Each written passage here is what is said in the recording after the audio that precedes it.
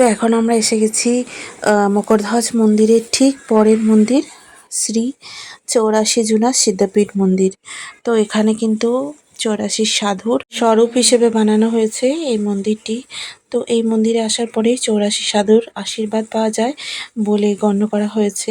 তো এখানে আসার পরে এত সুন্দর পরিবেশ পরিস্থিতি আমাদেরকে মনমোহিত করে। তো চলো পুরো মন্দিরটা তোমাদেরকে একটু ভালো করে দেখাই। তো প্রথমে আসার পরে আমরা দর্শন করে নিলাম শ্রী আশাপুরী মাতাকে। তো এখানে আশাপুরী মাতা বিরাজমান রয়েছেন, প্রত্যেকেই তোমরা দেখতে পাচ্ছ। তারপরে আমরা 84 সাধুর উদ্দেশ্যে যে বানানো হয়েছে মন্দিরটা, সেখানটা সম্পূর্ণ ঘুরে দেখলাম এবং তারপরে আমাদের বাড়ি ফেরার পালা।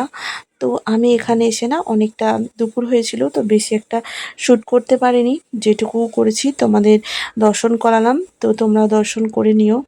তো চলো এবারে আমাদের যাওয়ার পালা। আর প্রত্যেকেই আমরা এখানে এসে ভীষণভাবে শান্ত স্নিগ্ধ, আর প্রত্যেকেই আমরা ভীষণ খুশি।